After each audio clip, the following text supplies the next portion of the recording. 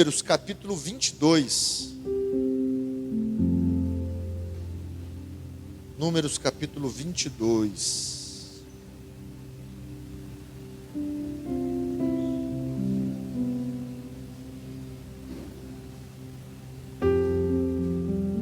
Glória a Deus. Aleluia. É um privilégio estarmos aqui mais uma quarta-feira com a presença da Leni, nossa querida irmã. Aleluia. Amém, irmãos? Você tem um motivo pelo menos para estar feliz com Jesus? Um motivo. Deus é lindo, né? Eu estou com 4 sobrinhos aqui hoje, gente. Aqui, ó. Tudo isso aqui é sobrinho meu, ó. Tudo lindão do tio. E a lindona do tio. Do tio Coruja. Irmãos, é claro que nós somos um povo abençoado. Isso é claro para você? Acredito que sim, né? Que a igreja, o povo de Deus, é um povo abençoado, baseado nas escrituras, baseado na palavra de Deus. Nós somos um povo abençoado. Isso é uma afirmação. Somos. Ponto de exclamação. Por exemplo, em Romanos 8:31 fala assim, ó: se Deus é por nós, quem será contra nós? Se temos Deus do nosso lado, já estamos em maioria. Se tivermos só Deus do nosso lado, continuamos em maioria. Então, a igreja, você faz parte da igreja. Nós somos um povo abençoado. Foi assim que Deus decretou, foi assim que Deus quis, e é assim que vai ser, até o dia em que estaremos juntos com o Senhor. Outro exemplo claro disso é nesse texto que eu citei, de Números 22, mas nós não vamos ler o texto, porque na verdade são 3 capítulos, capítulo 22, 23 e 24. Nesse capítulo, nesses 3 capítulos, conta uma história que todo mundo aqui conhece, já ouviu falar. Quem nunca ouviu falar da mula que falou com o profeta? Todo mundo ouviu falar, né? A mula que falou com o profeta. Já ouviu a expressão por aí que fala assim, ó: Deus usou a mula para falar, né? Deus usa até a mula para falar. Então é muito conhecida essa história. E é a respeito desse texto que eu quero compartilhar nessa noite. O que estava acontecendo aqui? Então nós estamos no livro de Números. Nós falamos do livro de Números na semana passada. E o povo está em caminho à terra prometida. O povo de Deus, a nação de Israel que saiu do Egito, está caminhando para Canaã, a terra prometida. E quando Israel estava caminhando em direção à terra prometida, tinha uma cidade, tinha um reino que eles precisavam atravessar. E esse reino se chamava Moabe, cujo rei se chamava Balaque. Balaque era o rei de Moabe.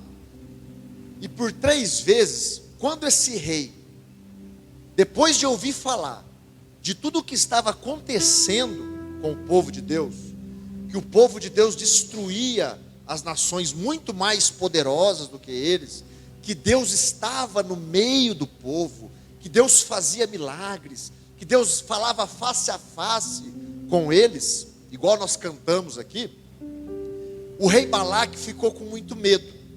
Ele até usa uma expressão dentro desses 3 capítulos.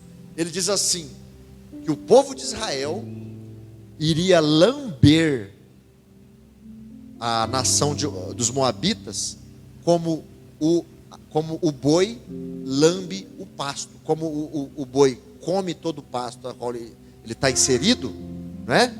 Você solta um boi lá no pasto, ele vai comer a grama, ele, de dia, de noite, vai comer. Foi essa expressão que esse rei usou. Tamanho era o temor, o medo dele em relação à nação de Israel.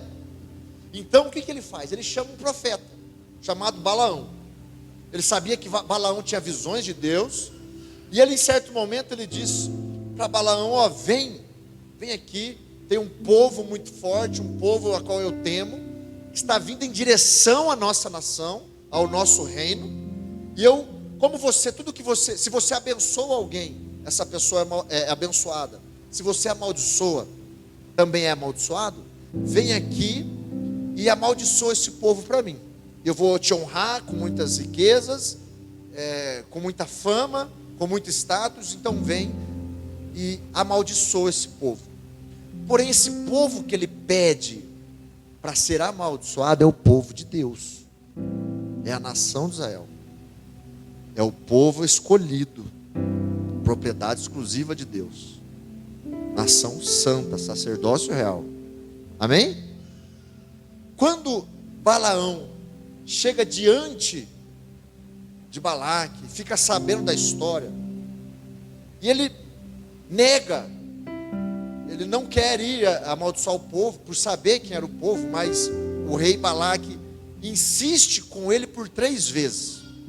O episódio da mula acontece na primeira vez, mas nós não vamos entrar nessa parte, nós vamos focar em outra coisa.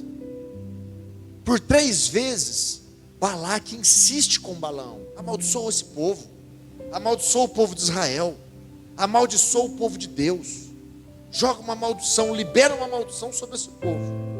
E eu queria falar para vocês aqui, compartilhar com vocês, pelo menos 3 vezes, dessas 3 tentativas, que Balaão vai falar com Deus, só que Deus libera uma palavra de bênção sobre o seu povo. Em Números 23, no verso 8, na versão Ara Augusto, Números 23, verso 8, diz assim: mas como posso amaldiçoar aqueles que Deus não amaldiçoou? Como posso condenar aqueles que o Senhor não condenou? Olha só, essa é a primeira tentativa que Balaque faz para tentar amaldiçoar o povo de Deus, a nação de Israel que estava rumo à terra prometida. Só que o povo de Deus é um povo abençoado. Você é povo de Deus? Você é abençoado. Não importa o que falaram, não importa o que aconteceu. Se você está em Jesus, se você faz parte da igreja, você é abençoado. É uma afirmação. A segunda tentativa, Balaão então, ao invés de amaldiçoar, abençoa. Segunda tentativa, Números 23, verso 21 ao 23.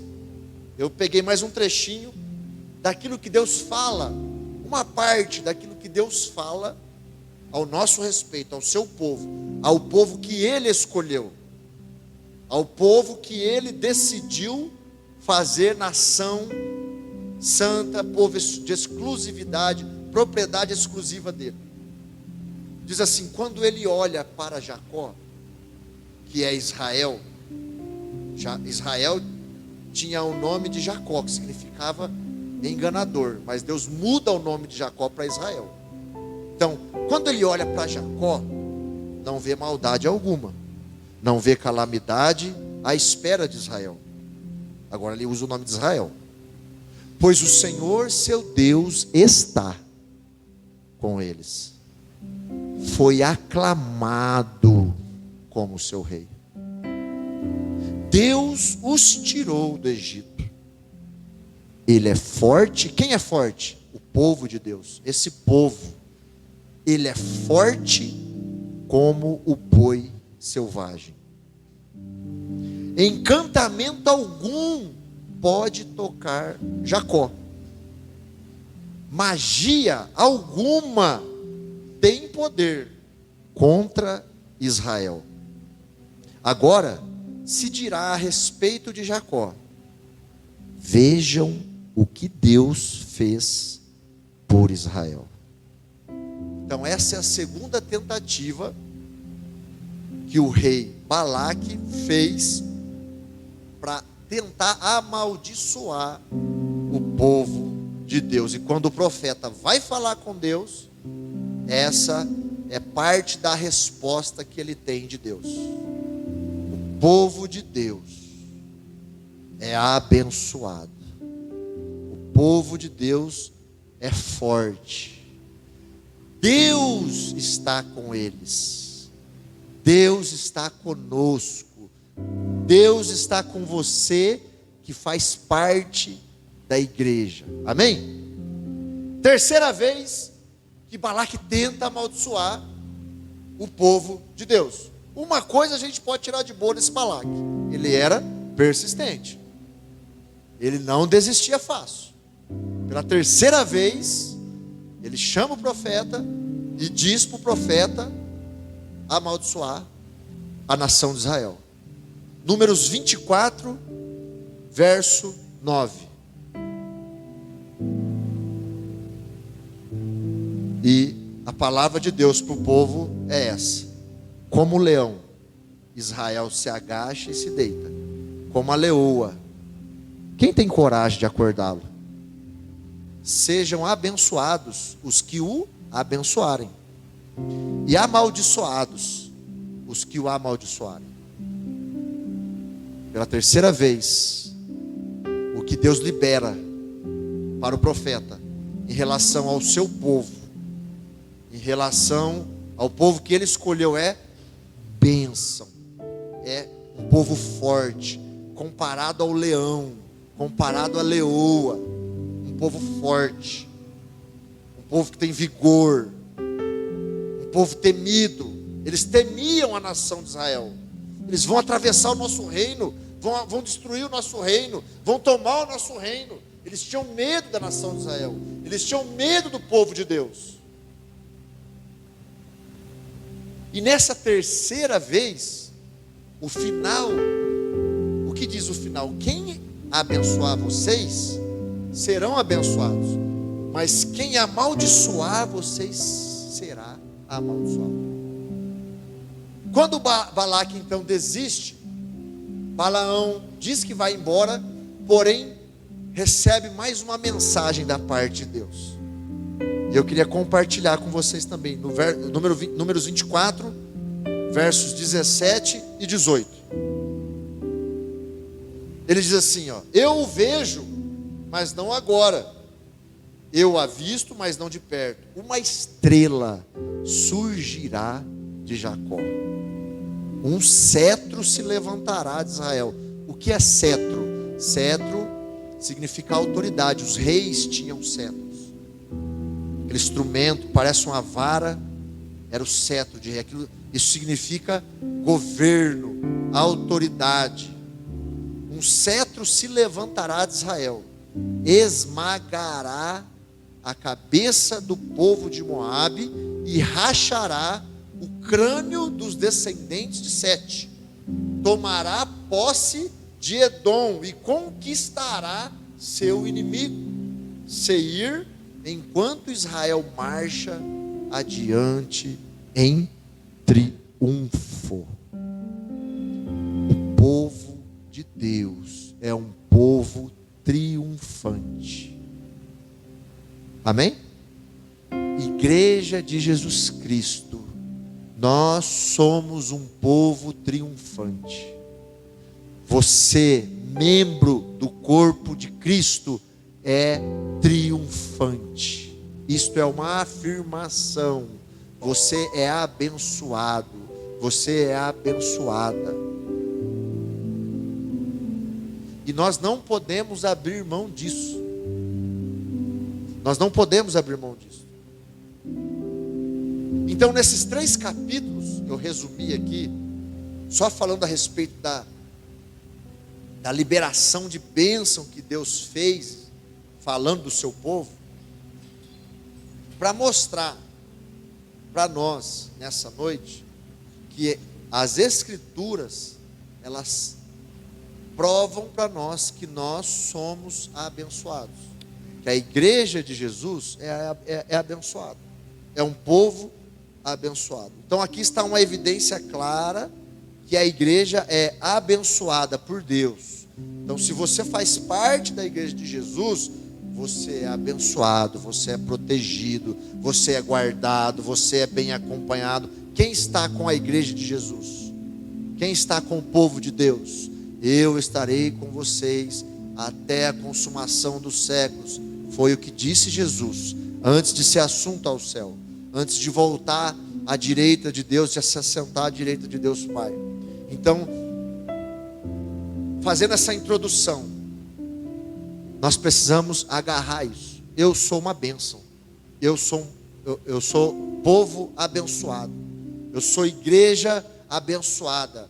O meu Pai me protege, o meu Deus me protege, o meu Deus me guarda, o meu Deus me ama, o meu Deus cuida de mim, o meu Deus me sustenta, o meu Deus traz provisão para mim, o meu Deus cuida de mim. Isso tem que ficar dentro de nós. Não podemos nos esquecer disso. Não importa a circunstância, não importa a situação. Amém? Então, uma evidência de que nós somos um povo abençoado. Porém, lendo esse texto, o que acontece? Capítulo 22, 23 e 24 fala a respeito da história da mula que falou com o profeta. E está dentro dessas palavras de bênção que Deus liberou para o seu povo. No capítulo 21 e no capítulo 25, o capítulo anterior a essa história e o capítulo seguinte a essa história, conta algumas coisas que nos faz acender o sinal de alerta. Números 21, a partir do verso 4 até o 9. Queria que você prestasse bastante atenção, nós vamos ler mais um pedacinho aqui do texto. Então partiram do monte Or, pelo caminho do Mar Vermelho, a rodear a terra de Edom. Porém, o povo se tornou o quê? Impaciente no caminho. E o povo falou contra Deus e contra Moisés. O que eles disseram? Por que nos fizeste subir do Egito? Para que morramos neste deserto, onde não há pão nem água? Eu estou no capítulo 21, no verso 5. Agora verso 6. No final do verso 5. E a nossa alma tem fastio deste pão vil. O que significa fastio? Significa repugnância. Ou seja, estamos com nojo deste pão que o Senhor tem derramado do céu todas as manhãs, desse milagre que o Senhor tem derramado sobre nós todas as manhãs, desse alimento que o Senhor tem nos dado. A nossa alma tem fastio, tem nojo deste pão. Verso 6. Então o Senhor mandou entre o povo serpentes abrasadoras, que mordiam o povo, e morreram muitos do povo de Israel. Veio o povo a Moisés e disse: havemos pecado, porque temos falado contra o Senhor e contra ti. Ore ao Senhor, que tire de nós as serpentes. Então Moisés orou pelo povo. Verso 8. Disse o Senhor a Moisés: faze uma serpente abrasadora, põe-na sobre uma haste, e será que todo mordido que olhar para a serpente viverá. Verso 9. Fez Moisés uma serpente de bronze e a pôs sobre uma haste. Sendo alguém mordido por alguma serpente, se olhava para a serpente de bronze e era curado. Então, nessa história que cerca a história de Balaão, a história que mostra que o povo de Deus é abençoado, diz que o povo, o próprio povo, não quem estava de fora, mas o próprio povo, quem estava dentro, trouxe maldição para eles. Quem está de fora não tem poder para nos amaldiçoar, porque somos abençoados. Mas quem estava dentro trouxe praga.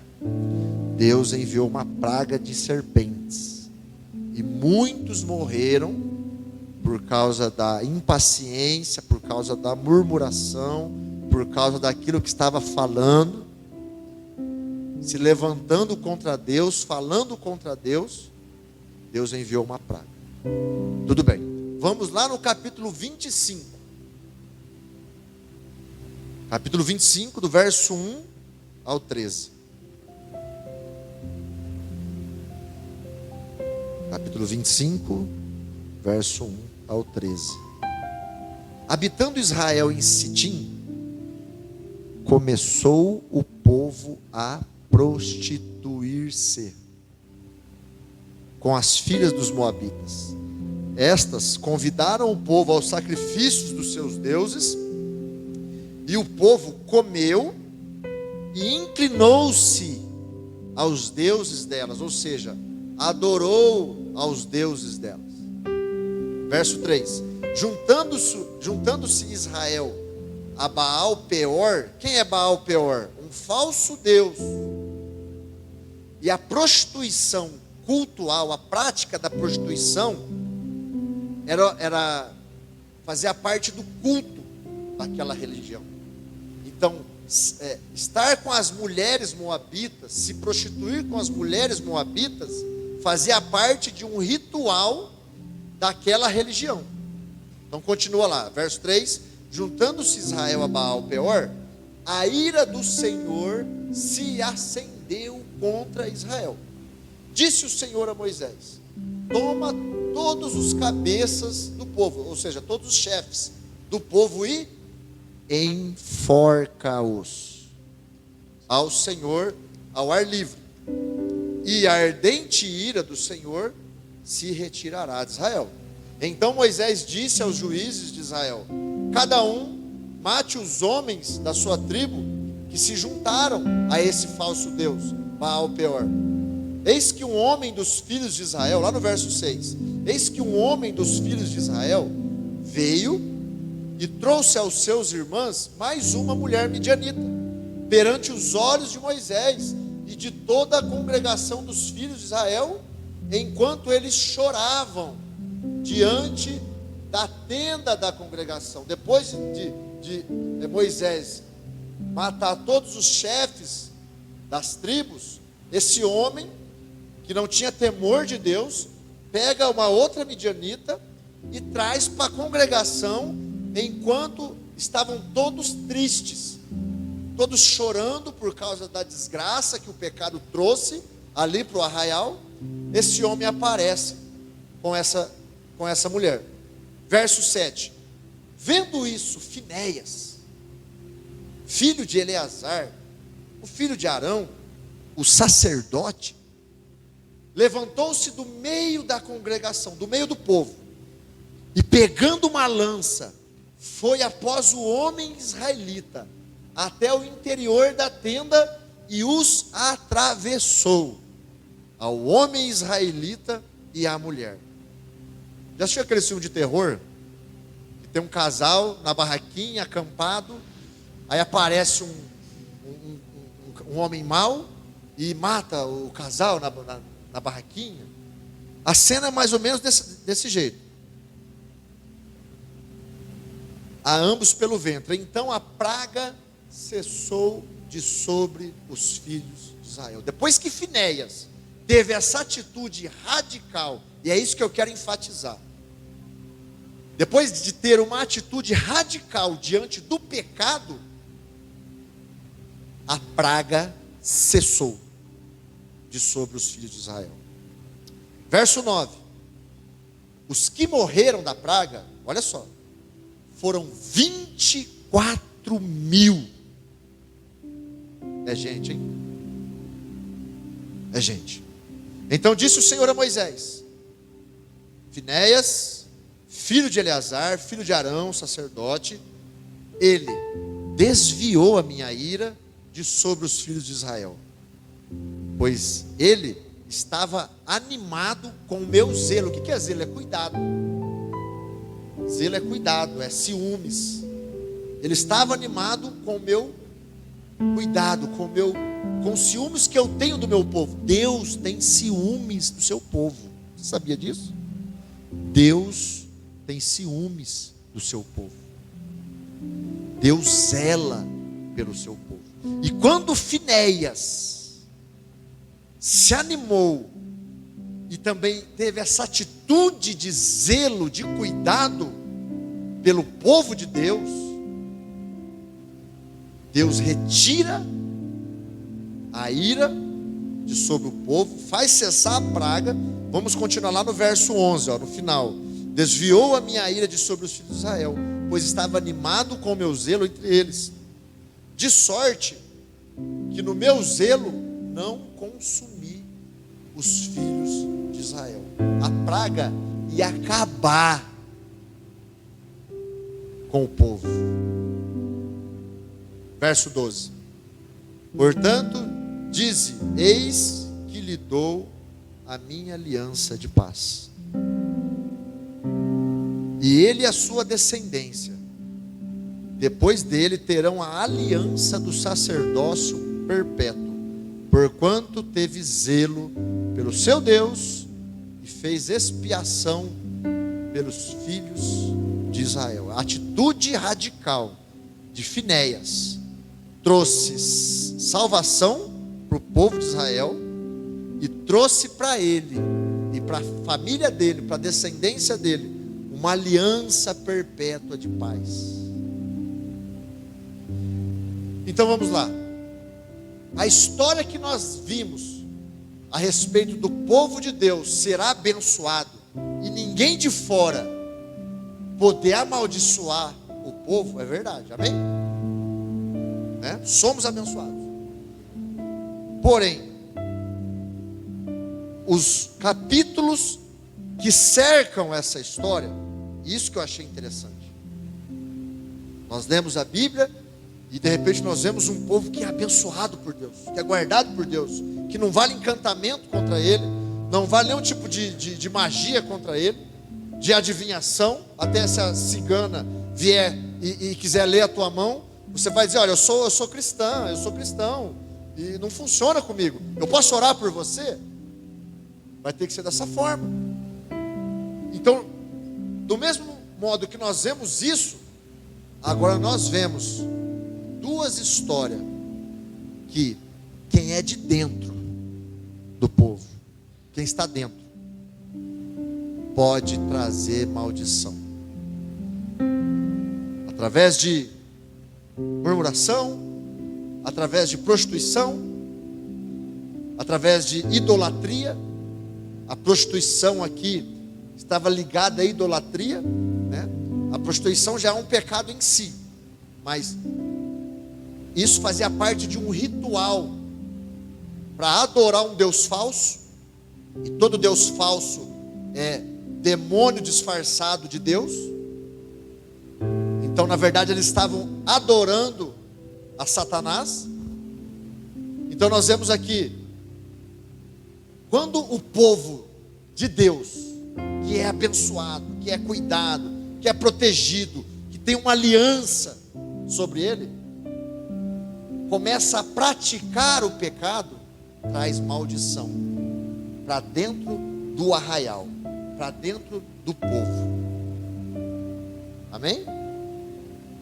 A maldição externa não nos atinge, mas a maldição interna nos destrói. Você pode falar isso? A maldição externa não nos atinge, mas a maldição interna nos destrói. Que coisa, né, irmãos? Que coisa.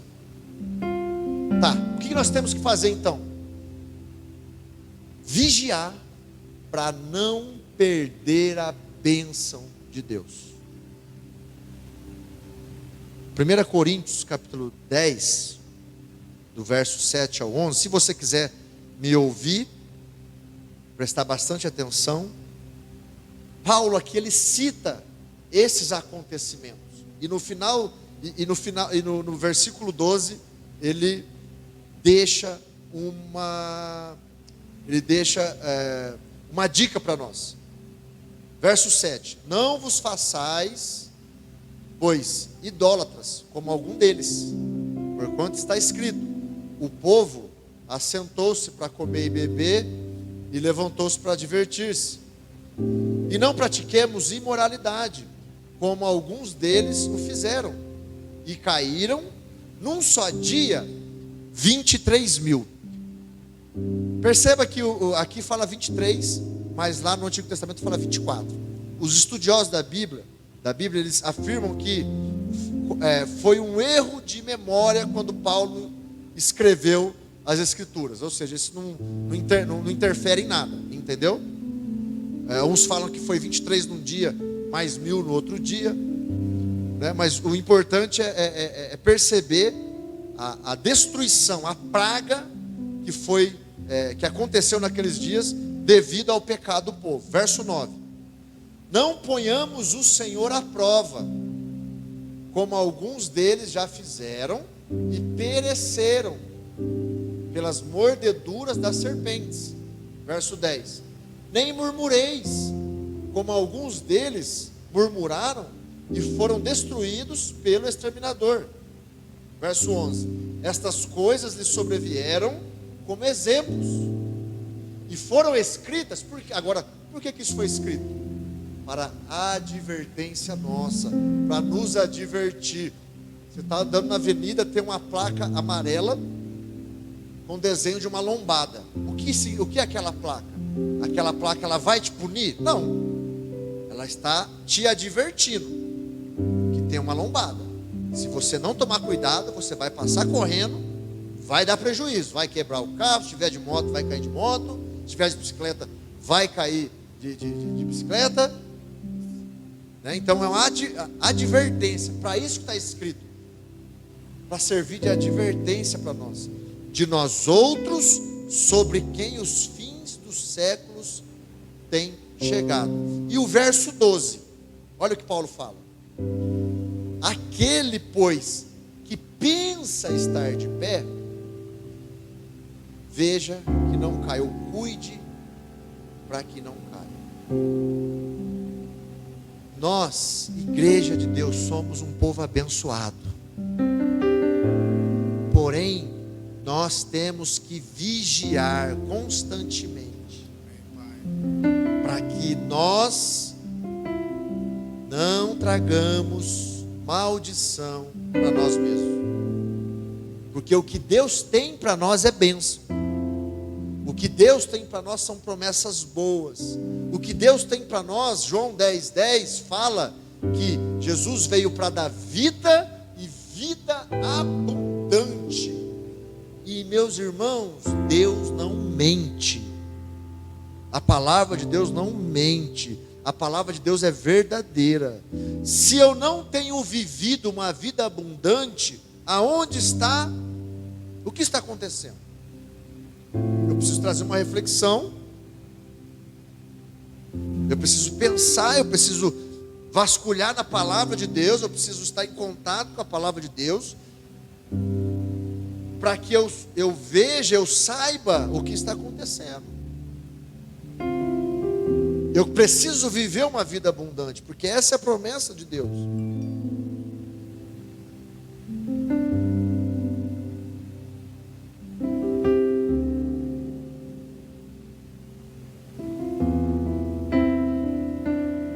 Jó, por um tempo, Jó era reconhecido como um homem íntegro, um homem reto diante de Deus, e até Deus faz uma pregação mencionando ele para Satanás. Ele está vendo meu servo Jó, como ele é fiel, como ele é íntegro, como ele é reto, como ele é um homem bom, né? Ele fala isso para Satanás.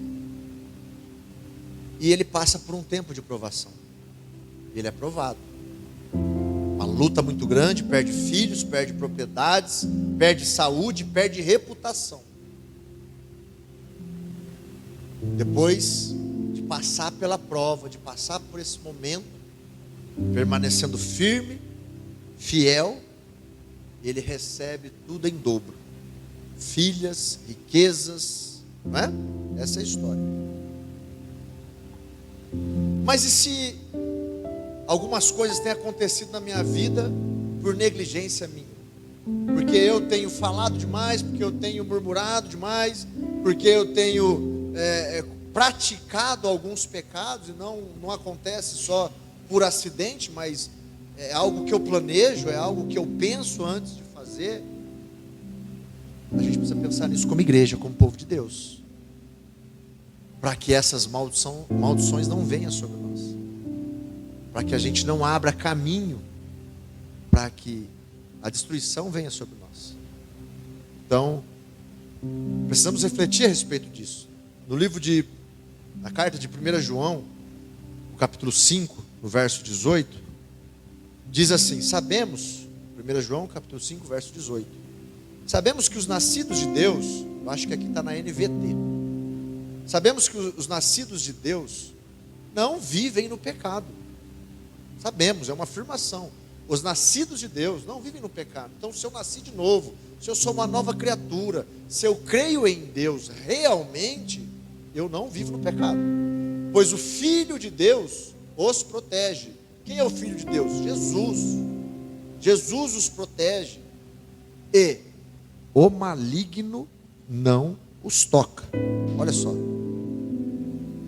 Então, se somos nascidos de Deus, não podemos ter uma vida de prática de pecado. 1 João 3, 9.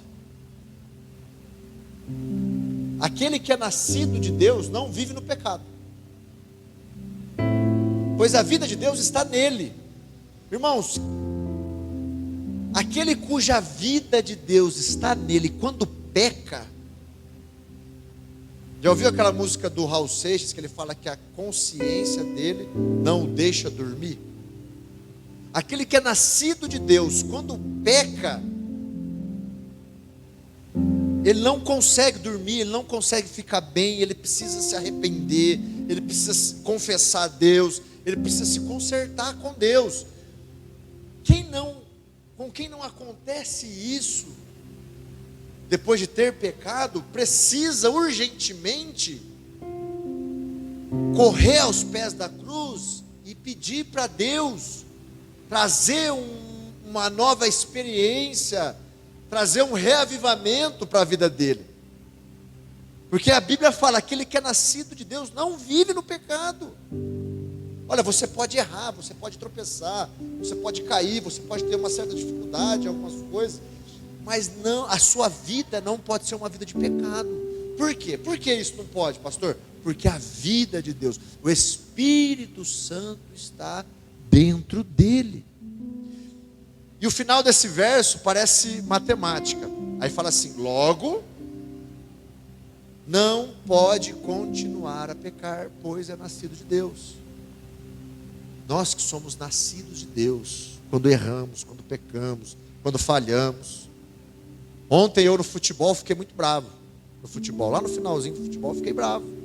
Depois fui embora triste, falei: meu Deus do céu, não posso ficar bravo assim, né? Eu sou crente, eu tenho que dar bom testemunho.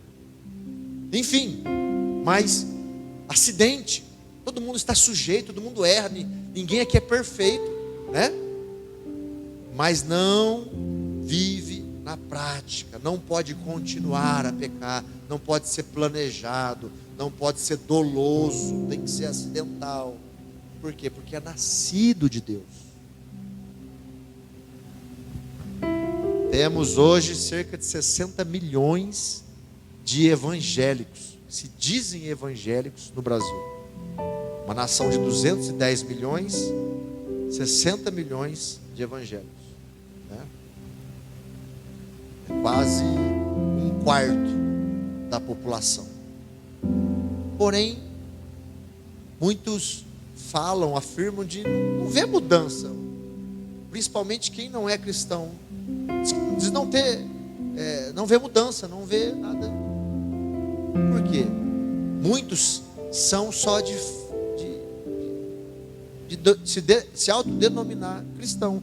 Não são cristão de verdade, de posicionamento. Não, eu sou crente mesmo até debaixo do chuveiro. Eu sou crente aonde eu estiver, eu sou cristão. A mudança, quando nós tomamos posição, aonde estivermos, a mudança. As pessoas vão ver, quando nós andarmos com a bandeira levantada, a bandeira do cristianismo, a bandeira de Jesus Cristo, aonde formos, eu estou com a minha bandeira levantada. Causa transformação, causa mudança. E, para a gente finalizar, Tiago capítulo 1, verso 27, fala da verdadeira religião. Da verdadeira religião. A religião pura e verdadeira é o que? Aos olhos de Deus, é esta: cuidar dos órfãos e das viúvas em suas dificuldades e não se deixar corromper pelo mundo. Não se deixar corromper pelo mundo. Faz parte da verdadeira religião. Então, se você é cristão, se nós somos cristãos, nós não podemos nos deixar ser corrompidos com este mundo. Lembra da história de Daniel? Lembra da vida de Daniel? Ele decidiu não se contaminar com as iguarias do rei. O que quer dizer? Ele decidiu não se corromper com o mundo, com a Babilônia, com o mundo da época. Ele decidiu, ele foi firme. Eu decido. O que isso vai trazer? Vai trazer prejuízo? Vai trazer alguma coisa ruim para a minha reputação? Tudo bem, mas eu vou estar bem com Deus. Eu vou estar bem com Deus. E o que acontece? Ele vira braço direito de 3 reis. Ele passa por 3 reinados. E devido a esse posicionamento dele, devido a essa atitude dele, em não se contaminar com as coisas, com as iguarias do rei, ele se torna braço direito de 3 reis. Olha só. Não se deixar corromper pelo mundo. Então nós vemos que somos um povo abençoado. O pecado nos cerca todos os dias. A nossa atitude deve ser qual? Não nos corromper. Decidir firmemente: eu sou de Deus, eu sou um povo abençoado. A minha boca é templo do Espírito Santo, o meu corpo é templo do Espírito Santo, os meus ouvidos é templo do Espírito Santo, as minhas mãos, a minha vida, tudo que eu tenho, tudo que eu sou, o que depender de mim, isso, o que vai sair daqui é bênção. O que vai sair daqui é coisa que edifica. O que vai sair daqui é coisa que glorifica o nome de Jesus. E para a gente terminar, eu gostaria que você ficasse de pé, para a gente orar.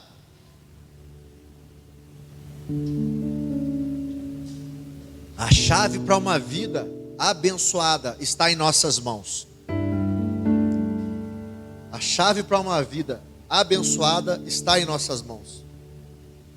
Uma autorreflexão deve ser feita por cada um de nós, para viver aquilo que Deus tem para nós. Isaías diz: se quiserdes e me ouvirdes, comereis o melhor dessa terra. Se você quiser, desejo.